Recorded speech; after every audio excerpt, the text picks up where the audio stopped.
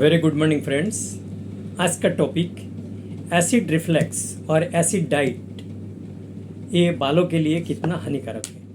अगर आप ज़्यादा पंजन फूड मीन्स नमक वाला खाना, तीखा, स्पाइसी फूड ज़्यादा लेते हो तो आपको उस खाना को पचाने के लिए भी आपको शरीर को हाइड्रोक्लोरिक एसिड का मात्रा एक्सिस सिक्रेशन करना पड़ेगा। और अल्टीमेटली आपको शरीर के अंदर खाने का जो एनाबॉलिज्म, कैटाबॉलिज्म एंड मेटाबॉलिज्म, जो तीन फेज होता है, तो जो मेटाबॉलिक स्टेज है उसी स्टेज में जाके एसिड ज़्यादा होगा। और वो एसिड क्या होगा, आपको पेटों को द्वारा कुछ टॉयलेट को साथ पास हो जाएंगे।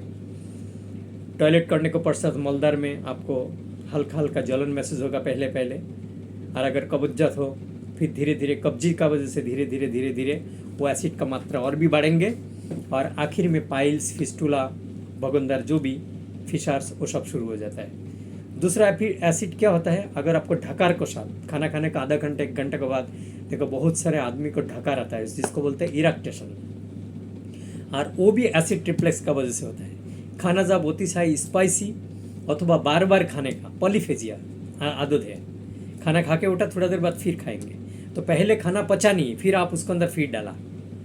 जैसे मैं एक एग्जांपल दे रहा हूँ, घर में मिक्सर है तो कुछ मिक्सिंग में आधा पीसा, फिर आप नया अर्थ से डाला, फिर जैसे डालोगे थोड़ा कुछ हुआ, फिर बाद में थोड़ा डाला, तो उसको जो कैपेसिटी है उससे ज़्यादा आप लोड दोगे तो जैसे ही घुमाओगे वो आपको हाथों को अंदर से पूरा स्प्रे होकर बाहर चला जाएगा सारे दियाल में।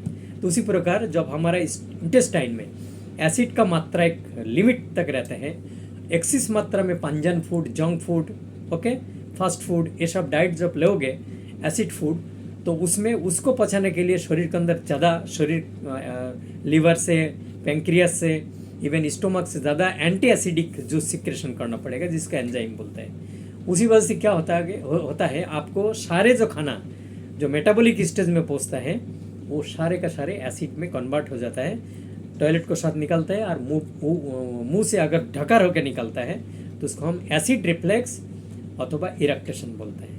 और यही कारण है, इसके कारण से भी आपको शरीर के अंदर बहुत सारे डिफॉर्मेशन और डिजेनरेशन होता है, जिसको कारण से आपको एसिड का मेन कॉजेज है जो आपको हेयर लॉस होना। इसके लिए क्या करना चाहिए, आप एसिड खाना खाओ, लेकिन उसको न्यूट्रलाइज करने के लिए क्या है, दही, खट्टा दही खाना है, फ्रूट्स खाना है ना, खट्टा फ्रूट्स खाना है। इसी प्रकार अगर आप न्यूट्रलाइज करना चाहते हो तो उसको ठीक से न्यूट्रलाइज करो। अदरवाइज आप एसिड खुराक, नॉनवेज भी एसिड खुराक में आता है। जितने सारे शिंगदाना, बेफार से फरसान वगैरह खाते हैं ना, सारे एसिड फूड है। इसको पचाने के लिए शरीर को ज़्यादा एसिड का प्रयोजन है। तो ये एसिड जब शरीर में रह जाता है, एक्सिस एसिड, तो जाके उसको रिफ्लेक्स होकर बाहर निकलता है, इसलिए इसको बोलते हैं acid reflex diet. Acid reflex diet से खाली आपको पाइल्स, भगंदर, मशा, वो ये नहीं होता है, आपको यहाँ पर अल्सर भी शुरू हो जाता है, हार्ट बर्न्स होता है, जो इसोफेगस है हमारा फूड ट्यूब है, उसमें बर्निंग होती है, उसमें अल्सर होता है, और धीरे धीरे वहाँ पर भी आपको जैसे ही टॉयलेट में बर्निंग होता है वैसा ही इसोफेगस ट्यूब में, अन्न नाली के अंदर भी आपको बर्निंग होता है, और साथ में आपको मुंह में से फाउल स्मेलिंग शुरू हो जाता है, क्योंकि पेट के अंदर जो खाना पचते हैं वो चाहे आप कितना भी दूध घी खाओ, लेकिन जब पसंद क्रिया शुरू होता है तो भयंकर दुर्गंध होता है।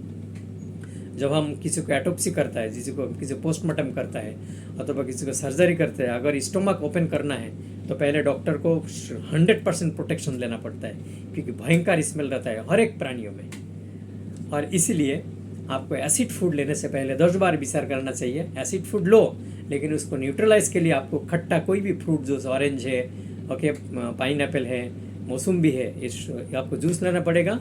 और बेस्ट है अगर आप एसिड डाइट लेते हो, सॉरी अपना दही लेते हो, खट्टा दही, छाछ पियो, लस्सी पियो, उससे भी आपको एसिडिटी न्यूट्रलाइज हो जाएगा।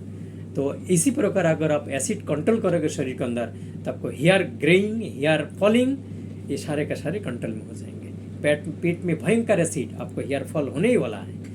पेट में भयंकर एसिड, आपको हेयर ग्रेइंग होने वाला है, प्रीमेच्योर हेयर ग्रेइंग।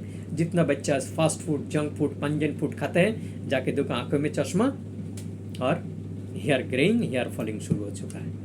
और इसी वजह से मैं सबको यही रिक्वेस्ट करूँ जो आप अपना घर का संस्कार शिक्षा ये बच्चे को दीजिए, कौन से खाना खाना चाहिए, कौन से खाना नहीं खाना चाहिए, क्योंकि एक सुंदर से शरीर, एक सुंदर से मन, वही सुंदर से देवता का स्वरूप होता है। इसीलिए हमें सबको ये चीज़ का ध्यान देना बहुत जरूरी है। और अभी वैकेशन है, इस वैकेशन पे बच्चा कुछ भी खाता है, कुछ भी करता है, कहाँ वैकेशन मनाने जा रहे हैं, आपको इसके ऊपर बिल्कुल ख्याल रखना चाहिए। जय हिंद, जय भारत, धन्यवाद।